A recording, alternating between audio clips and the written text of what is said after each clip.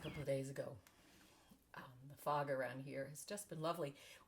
One of the advantages of, and they're not that many, but one of the advantages of having the temperature be cold and then warm-ish and then cold and rainy and not so rainy is that there's certain combinations of that bring fog. And I love it. It's very mystical and really cool. And it changes all the time. So, hi, I'm Varian Brandon. I am a stranded colorwork designer. I live in the western North Carolina mountains, which you saw a little bit of a few seconds ago. Thank you for joining me again. I am taking the opportunity to talk a little bit about in this video channel to talk a little bit about my work as a stranded colorwork designer, or as a as a knitter in general, but also to talk about stranded colorwork, which is just my passion. I just love it. So I did a couple years ago. I did a video, a blog post. I think it was like 17, 18 different blog posts all about stranded colorwork. And because of changing of websites, that site came down, but I am going to put them, I'm re-releasing them one at a time and adding some video commentary in these sort of blogs, video podcasts, so they complement each other. You can find copies of all the videos. I'm putting them up on my website under, I think it's obvious. I think it's just under videos or podcasts. Oh, crud, I did it the other day. I don't remember what I did. But you'll find the blog posts, the posts under news and information. And I may end up putting the videos there too, but they're not that many tabs across, but mostly information. You'll also find some of my patterns. I am Varian Brandon, Varian Brandon on Ravelry, so I've got some designs there. If you do any of my designs, please let me know. I would love to see what you're doing. I love seeing pictures of what people have done, either change the colorway or just the way you look in one of my patterns, which I think is just a lot of fun. So today we are on post number 2 of the stranded colorwork design, stranded colorwork discussion, and it is about the material that is created, the fabric that's created when you do stranded colorwork, and also the yarns that you can use to create that type of fabric, if that makes any sense. I will confess that this is the 3rd time I have done this particular video. The first time I had some technical trouble. I don't even know if it was any good, but I had some technical trouble with it. I did it again very quickly afterwards, and I think I was just tired because I decided to just go ahead and I needed to get something up. 2 weeks had gone by. I needed to get this thing going, put it up. And I was editing away just to kind of lay it down and listening to it a little bit, and I knew what I was talking about, and it didn't make any sense. Heaven forbid if somebody who didn't know what I was talking about, I was there going, that doesn't make any sense at all.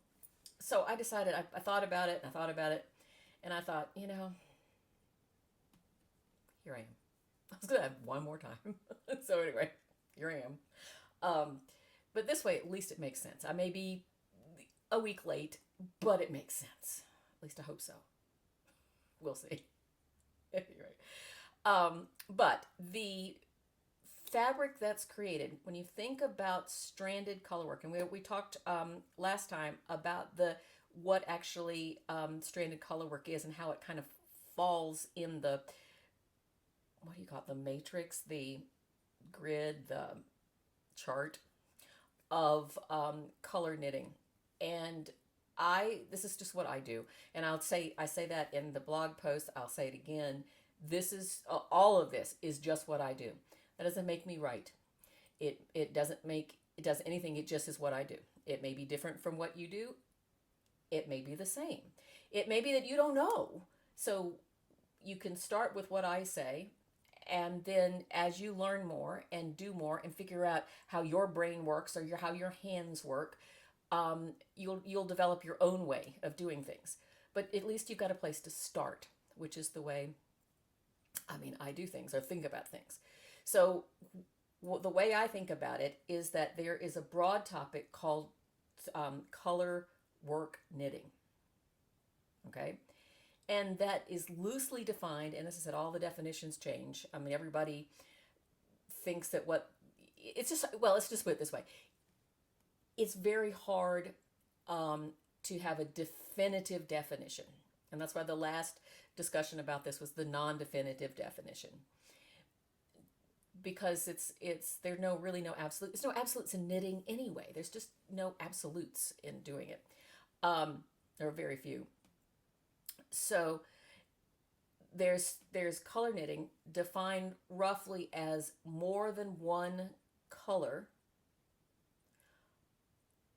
meaning more than one yarn, more than one strand. This is as opposed to painted yarns.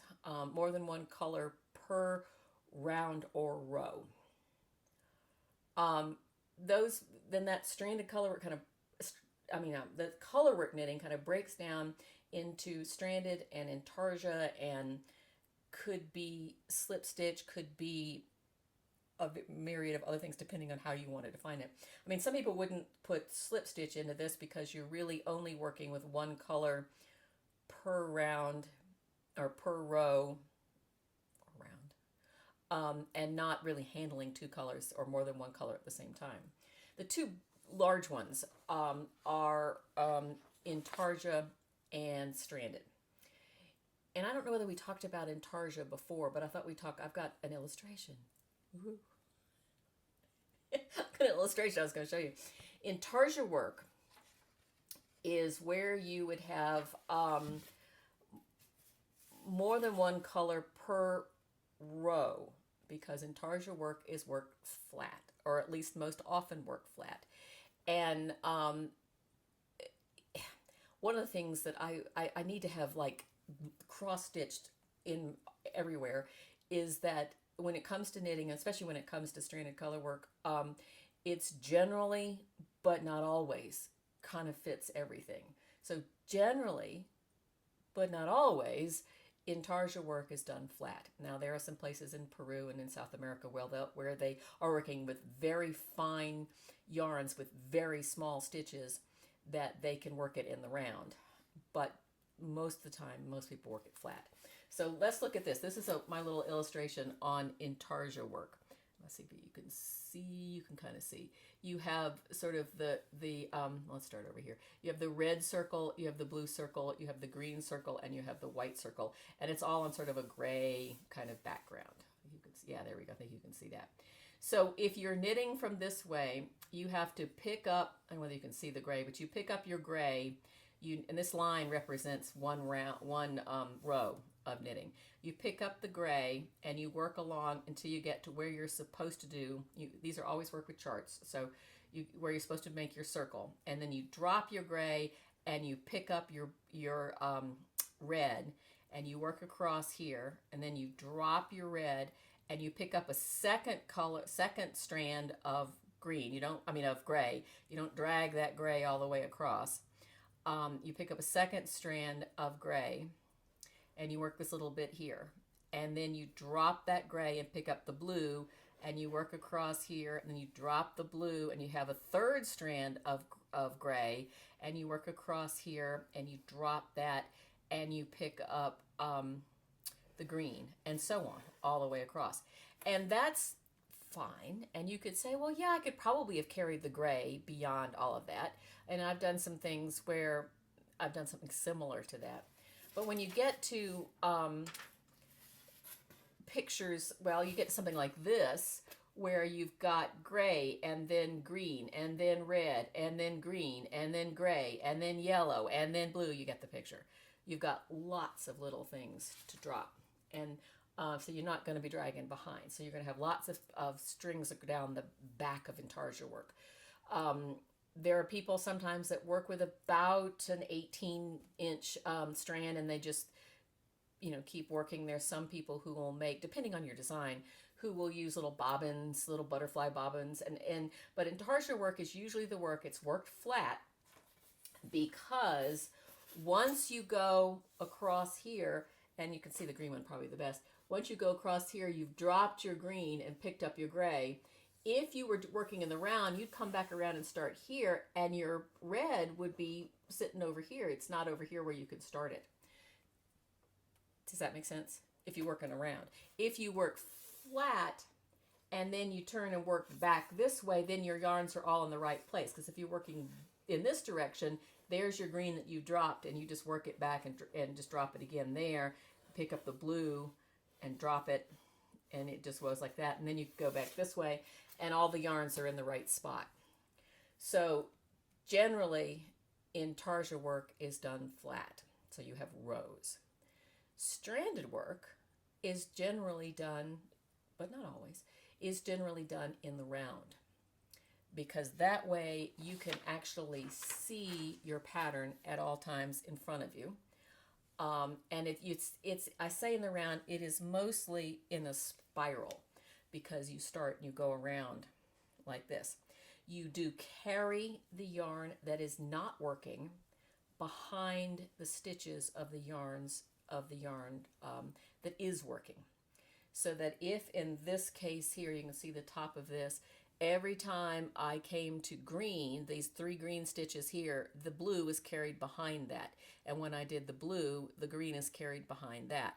So that stranded work is generally done so that the colors are in bands, because you're carrying it around. It is generally worked with only 2 colors per round. I mean, this pattern here, which it looks very complicated, is designed with only 2 colors per round. Now, the frequency that you change those colors creates either as intricate or as simple a pattern that you want. But by carrying those 2 colors together, one working and one stranded behind, you create a double thickness. Whereas if you're doing this one, this mess in the back here, sorry. If you're doing this one, you've got, if you start here, you've got 1 thickness of the gray, you drop it, you have 1 thickness of the red, you drop it, a single thickness of the gray, drop it, you get this single thickness of the blue. So that intarsia work creates a single thickness of fabric, whereas stranded work creates a double thickness of fabric. And so what you end up with all these floats. This is the back side of that cowl. You end up with all these floats across the back when you create a pattern, say like that. And like any of them, it's all the same. It's just the intricacy of the pattern itself. So therefore, it is a warmer fabric. It's not only 2 layers thick, but with the air that's trapped in between those 2 strands, it warms up and creates an even warmer fabric. And the greatest thing about it is that you get a warmer fabric with 2 layers, but you also get the opportunity to do some design work depending on which of those layers that you use, which I think is an added bonus. I like that. So, and you can use any weight yarn you like. I mean, you can do anything you like. I mean, the knitting police is a myth, let me just say. But you can use anything you like. Now,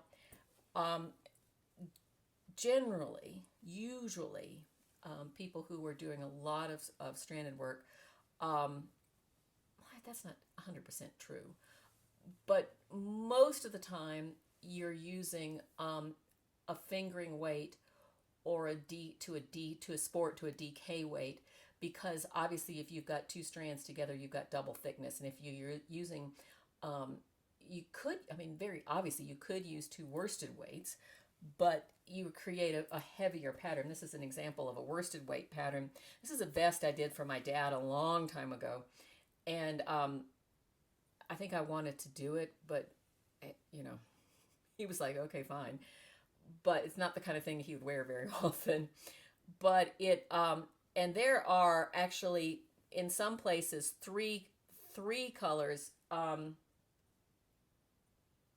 Yeah, well, one, two, three. Yeah, basically three colors per row, I'm sure, because I didn't know anything about doing steeks, so I'm sure I did this flat, which is another whole thing.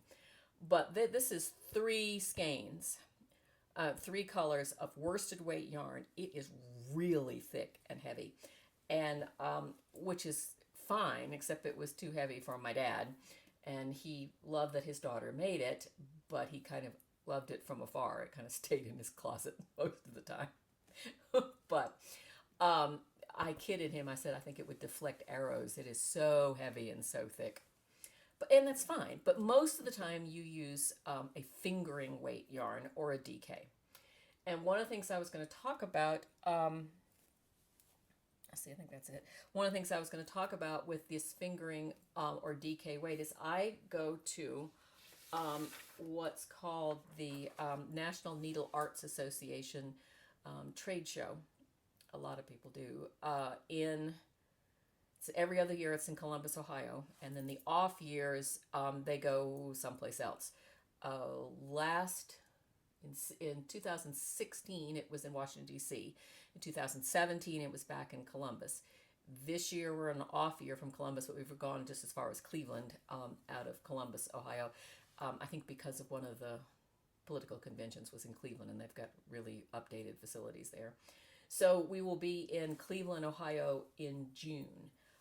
The National Needle Arts Association is a trade organization for people who do needle arts, obviously. The bigger show, there are a lot of smaller shows.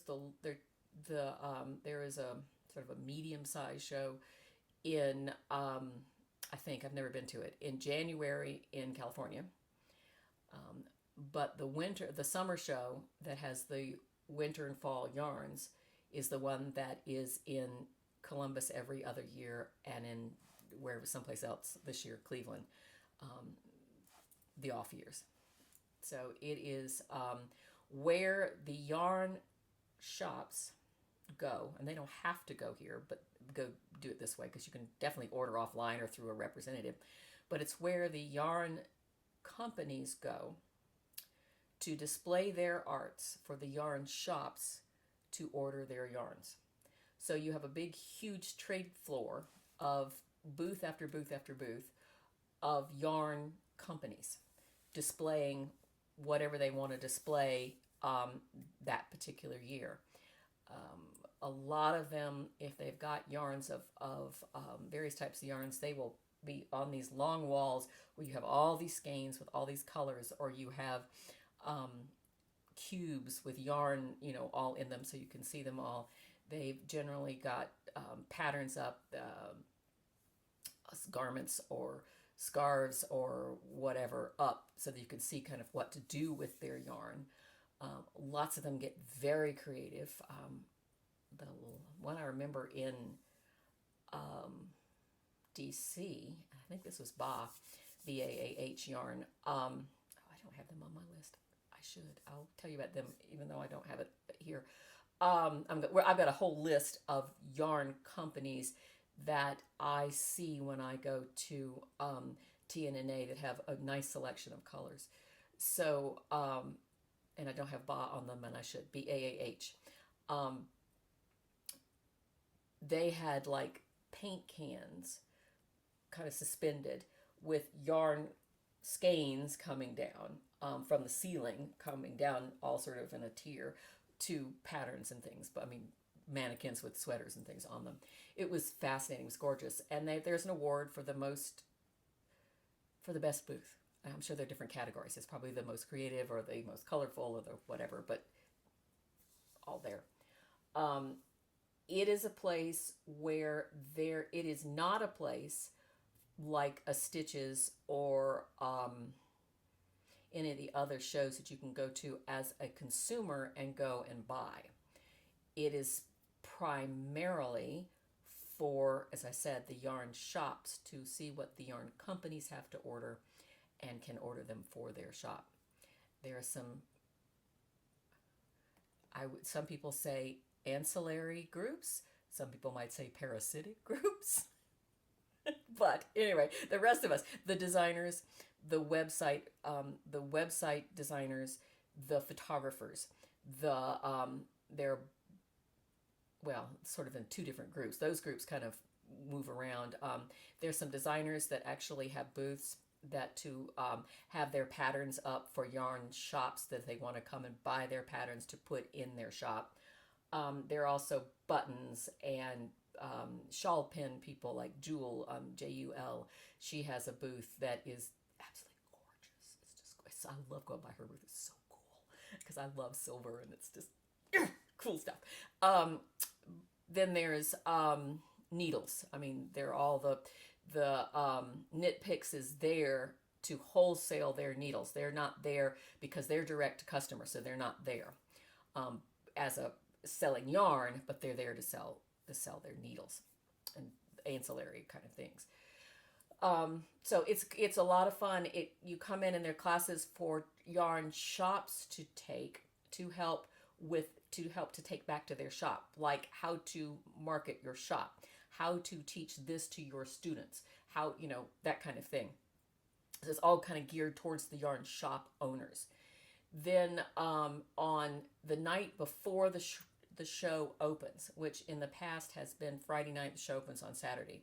This year, I think they're trying to have the show open on Friday and do Friday, Saturday, and go home Sunday, as opposed to in years past, we have done Saturday, show open Saturday, Sunday, and then half a day Monday and go home. So I think this is going to be better for people who work to start the week off on Monday. I mean, to be home Sunday night, it kind of just makes sense, but we'll see. We'll see. That's what I think, but I'm not a shop owner, so I don't know. So what that means is the night before the shop, there are a couple of events that take place, and of course there are meetings all over the place. There's a yarn group that's part of TNNA, and they cross. There's some knitters, there's some crochet people, there's some shop owners, there's, I think, manufacturers. They're yarn companies. There are also some there, in addition to having all the knitting and crocheting and stuff, at the other end of the hall, there is needlepoint, counted cross stitch, canvases, threads and stuff down that end of the room. They are a smaller part of the big huge floor at TNNA, and I generally will go that way first because everybody, when the doors open, everybody sort of heads towards the left, which is where, in Columbus at least, this is where all the knitting stuff is, and all of the canvases and things for needlepoint is to the right. And I generally will head to the right. It's less busy. And it's kind of fun. I don't do that kind of work, but it's kind of fun to see what they do. And then I'm kind of backwards from everybody walking around. I'm not going with the hordes. So, just what I do. I like to speak to them. I feel because everybody heads this way, I almost feel kind of sorry for them. I mean, they're doing fine, but first thing when the floor opens, I just kind of walk by and go, hi, I just thought I'd say, I'm not a buyer. I do that anyway. As a designer, if any of you designers out there have never been to TNNA, as a designer, it is generally thought to, when you talk to the yarn companies, as you're not buying from them. I mean, what you're trying to do probably is to work with a design, is to try to get some yarn support. I mean, that's usually what I'm doing. Or checking in if I have some yarn from them and I want to show them what I've made with their yarn. But if somebody is in their shop that is actually placing an order, or as you're talking to the representative and somebody comes in that has what I call a red tag, or they're two separate types of tags. You can tell by a name tag as to whether somebody is a vendor, is a company owner, or a shop owner, or a teacher, designer, or everything else. But if I see a shop owner walk in while I'm talking to a company representative, I will say, I will come back because I am not buying anything. I will come back and talk to you later. I don't want you to lose a sale because of me. So lots of times they appreciate that. And I'm there, couple 3 or 4 days, and it takes about 20 minutes to walk the whole floor if you're not stopping. So, I'll come back. It's not a big deal, towards the end of the day or towards the last day.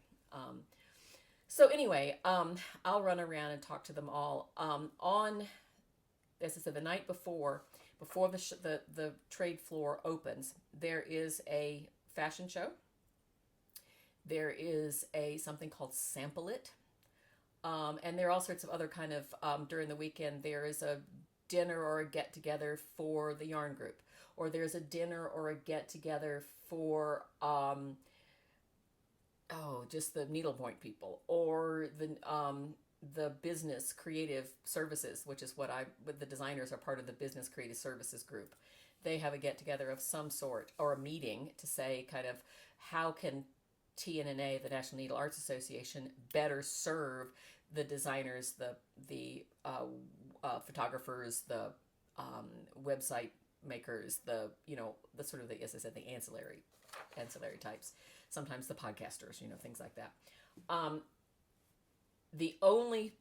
Used to be the only place you could have any sort of money exchange whatsoever, because as I said, the shop owners are there to place orders.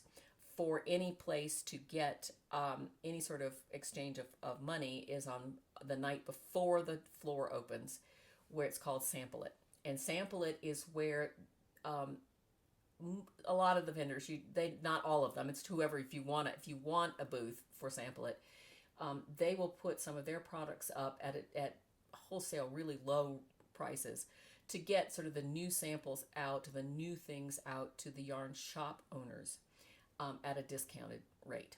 And it's a great opportunity, but it is crazy. It is to the point now that, you are shoulder to shoulder with people in there. It's very hard. It has been in the past. They've done some things now that make it a lot easier, but like only letting so many people in at a time, that all those people now, have the iPads or the phones with the square on the side so they can make a deal with a credit card. There's so many going on at the same time. You can't get you can't get internet because there's so many people making charges all at the same time. It's a little crazy. But I think they're taking sometimes I think you get a number now and they only let so many in at a time now. So it's a lot easier. At the same time, or roughly, within half an hour of each other, there is a fashion show. I'll take that back. Fashion show and then Sample It. But the fashion show is where the yarn companies show off what can be made with their yarn, so that the yarn shop customer won't walk in and say, this is lovely yarn, what can I make with it? And the shop owner can say, oh, I just saw this at market. You can make this pattern with that yarn. So it's a way of kind of letting everybody see what can be made with the different types of yarn. That's a whole long thing to say, but I hope that makes sense. So what we did last year, I've been working with Elemental Effects, and I'm going to talk about her yarn in a bit. This is my friend Jean DeCoster. What we decided to do was to, most of the things in the show for the fashion show are pretty sort of medium difficulty, because the shop owners are trying to get to a sort of an average customer. That was the thought process. Well, Jean and I decided that rather than sell the pattern per se, we were going for a lot of recognition and then a sort of a different niche audience. So I did that coat that you saw last time that was sitting in the middle of my shop, my studio, and I'll show you that again at a later, probably next time. We have, because if you hadn't seen it, I put the coat on. We were foggy outside, and I put the coat on and stood in the fog. It was kind of fun. But I did a full-length coat that had lots of colors in it. It was probably about a 1 or 2% of knitters that would ever even attempt it. But believe me, they knew we were there. It was kind of the way to make kind of a splash. And what I'm going to show you at the end of this video is what I'm working on for this year in June, if I can get it done. We'll see. So let's go. I'm going to walk through some of the yarns that I work with and kind of talk to you about them. This is as of now in 2018. I have, you never know what's going on, but most of these companies have been around for a while. So odds are they'll still be there. But The one I just mentioned was Elemental Affects, which is AFFECTS, Elemental Affects. It's run by a wonderful woman named Jean DeCoster. She has, I need to do that, Shetland wool, and I need to do the Shetland wool speech. Shetland wool, Shetland is a breed. Shetland is also a place. So you can take Shetland the breed and raise them in places other than Shetland the place. But you know it makes perfect sense. The quality slash characteristics. I'm not trying to be judgy here. I'm just trying to say the characteristics of wool produced, grown by any type of sheep is dependent on what they're eating and the environment that they're in. So you would have Shetland sheep, which is a smaller sheep, pretty much developed a long time ago, environmentally selected, whatever that I can say, for the islands because it's a small place, small sheep. In Shetland, so that a Shetland breed sheep raised in Shetland is going to be raised with the environment of the Shetland Islands, which means that they'll be eating things that they can find on the Shetland Islands or going through the Shetland Island temperature ranges. I do know that these sheep get out onto the ocean. I mean, into the not on the ocean, but onto the coast, and they will eat the seaweed that's there, which I will guarantee you that the Shetland sheep that are raised in Montana and Colorado are not eating seaweed. So you have a different, and I'm saying quality because that's a judgy thing. I don't mean it that way. I just mean that the characteristics are slightly different. It's the same breed of sheep, and you'd find the same with Merino or Corriedale or any of the other ones like that. But this is the Shetland sheep. So the sheep coming out of Shetland is Shetland sheep raised in Shetland. But as I said, you can raise Shetland sheep in Australia. I mean, you can raise them anywhere, but there's Shetland sheep in Australia, New Zealand. There's Shetland sheep in this country. So my friend Jean DeCoster has Shetland sheep, 100% North American Shetland sheep coming out of Montana and Colorado. Her Shetland brand line is a fingering weight. There are 53 colors. It is put up in skeins of 28 grams, which is about 118 yards. And it is a beautiful, beautiful yarn to work with. Her colors are slightly different than some of the other ones that are doing Shetland sheep. She's a dyer, so she has her own colors. And she also has the natural colors, like the other people who have Shetland sheep do. Shetland is a stickier wool. It has a bit of a halo to it. It kind of almost felts itself. The more you wash it, the softer it gets. Elemental Effects, which is, let's see, I should have had this out. Where did it go? Yeah, this is one of mine. This is called Baroque, Unbaroken actually, because of these swooshy things look kind of Baroque-ish. Unbaroken. This is Elemental Effects Shetland. It is when you wash it, it blooms. I think it blooms a little bit more than the other Shetlands that we're going to talk about. Depends on what you like. It's wonderful to work with. I love it. The next one is these are alphabetical. It looks like, yeah. The next one is Harrisville Designs. They have a line that's also called Shetland, but it is made from 100% virgin wool. It does not say it is Shetland, and I think somebody called and asked if there was any Shetland wool in their Shetland line, and I don't think there was at that time. It is their sort of nod to the Shetland type of wool, the Harrisville Designs. It has 64 colors. It is also fingering weight. They're put up in 50-gram skeins, which is half of, or almost, or twice as much as the Elemental Effects puts out, with 217 yards. Incidentally, Elemental Effects, Jane is now doing minis. So it's great for those of us that are designing or working on Fair Isle type patterns that use just a small bit of of one color or two. And with the minis, you don't have to buy the whole skein to get just the set, maybe a couple 10 yards or so you need of it. But Harrisville, I didn't see minis on their site. I have worked with this yarn. It's lovely. It's fine. It works very much like a Shetland yarn.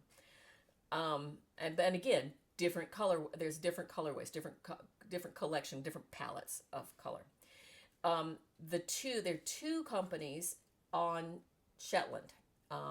That's Jameson and Smith and Jameson's. Jameson's of Shetland. So they're both JS, but Jameson and Smith and Jameson's of Shetland. They're both headquartered on the Shetland Islands. Jameson Smith is in Lerwick, which is the main city on the main island. And Jameson's of Shetland, or Jameson's, is over in Sandwich, which is over on the western shore.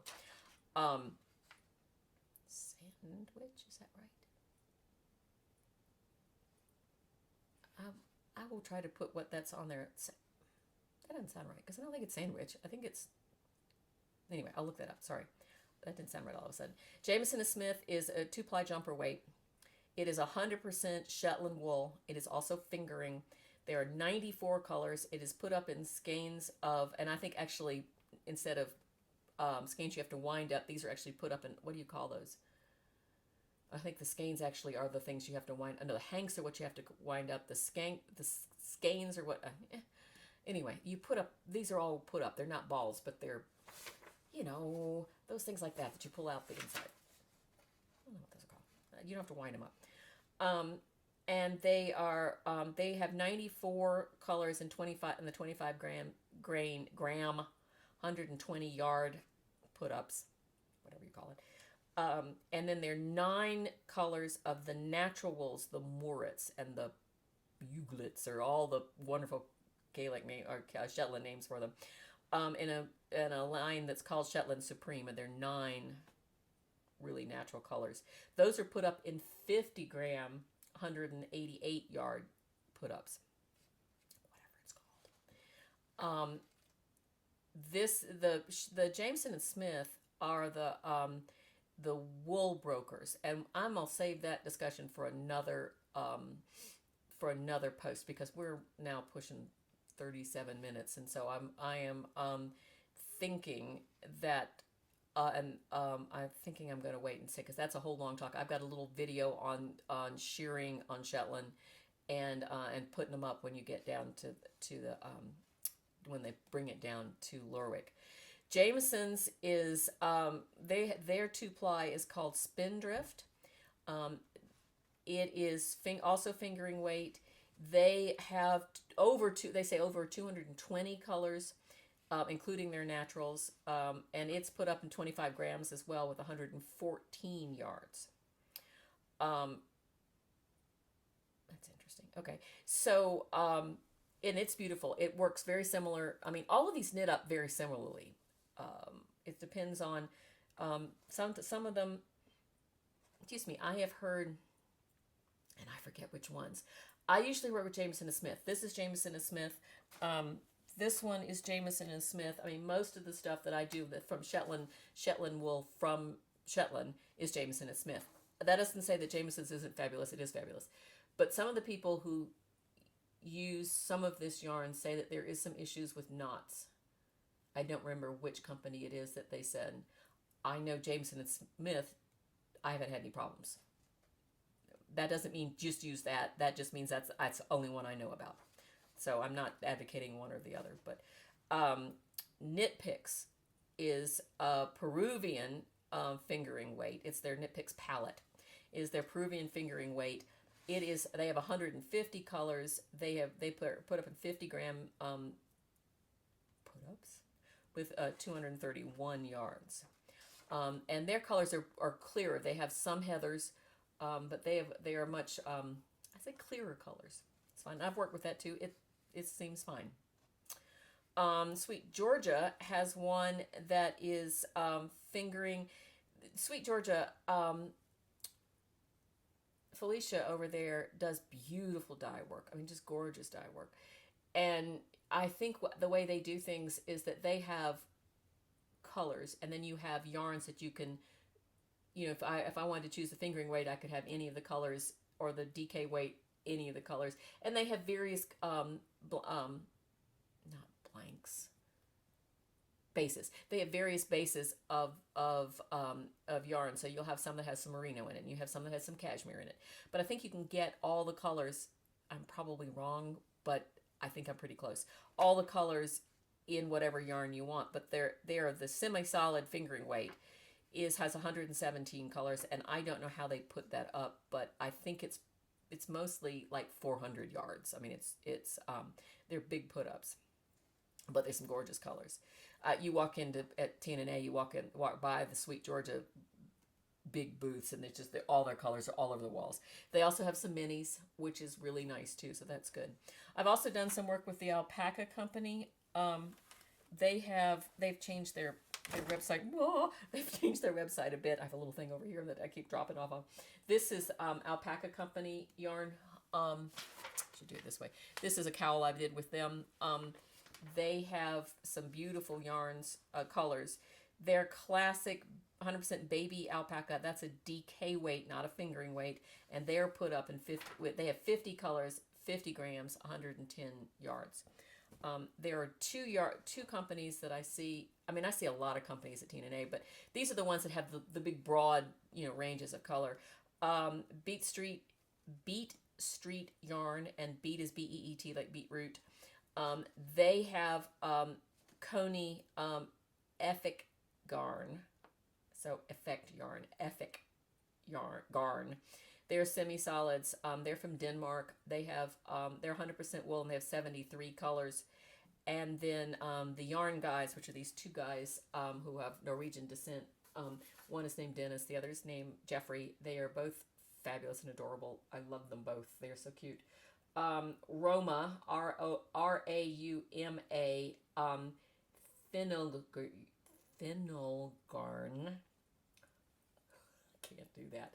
I've been brushing up with my French, so those Germanic things are not coming out right.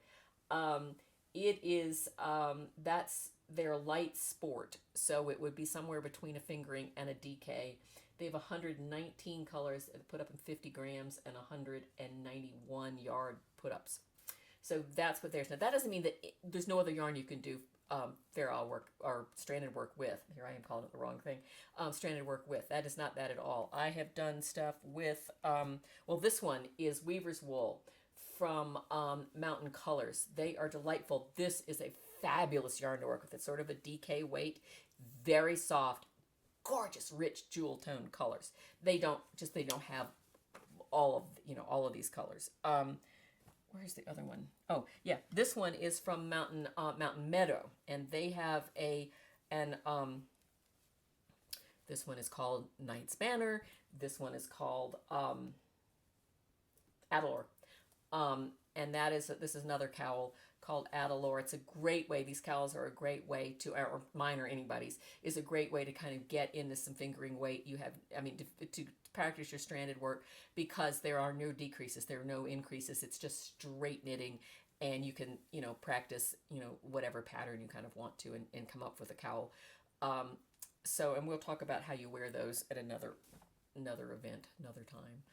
So that's pretty much all I have to say. As I said, it does not matter what, and I feel it doesn't matter what kind of yarn you use. You can use what you like.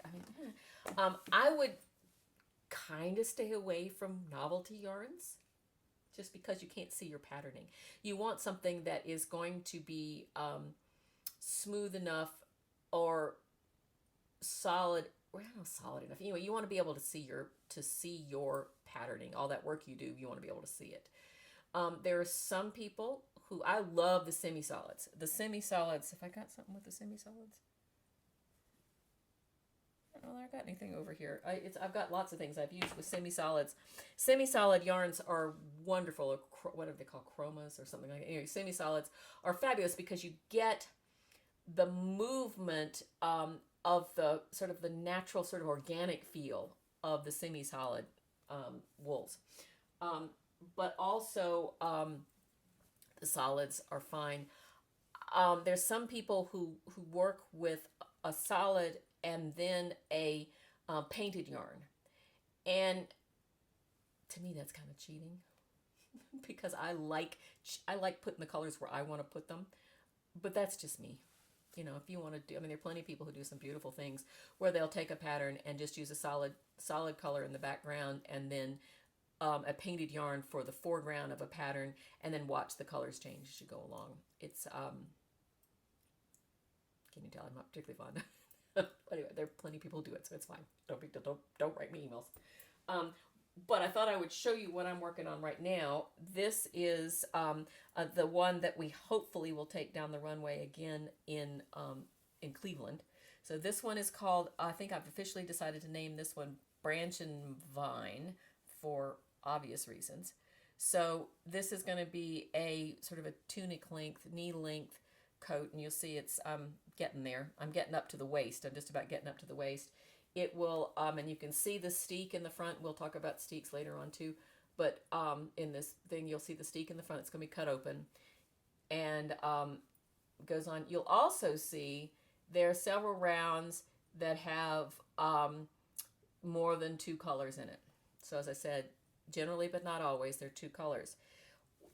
And I can talk about that again later on. But what that ended up with is I end up with a lot of, yarns in the back, which I'm having to weave in. So that's how that goes.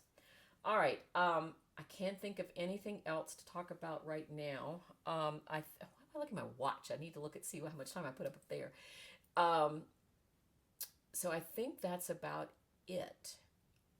Next week we talk about in this discussion. Next week is talk about gauge and tension. So that's a gauge and tension talk next week. And I'll get to show you, is this the talk about the decapitated dog? I think that's the gauge and tension is the decapitated dog. Yes, we get to talk about the decapitated dog, and that is clickbait for you next week. So, anyway, so you again, I am Varian Brandon, Brandon. First name is Varian, Varian. I'm a stranded colorwork designer. We are talking. You can find. Let me back it up. You can find me on Ravelry at Varian Brandon. You can find me on Ravelry, Instagram. Oh, Ravelry, Instagram, and YouTube as Varian Brandon. Twitter is VB Knits, and I mean, if you're going to Instagram, everything from Instagram goes to Twitter. And then my Facebook page is Brandon Knitting Designs, really. I do have a Facebook page that says Varian Brandon, but that's my personal page, and I don't usually put too much there at all. Most everything goes to Brandon Knitting Designs, which is the page.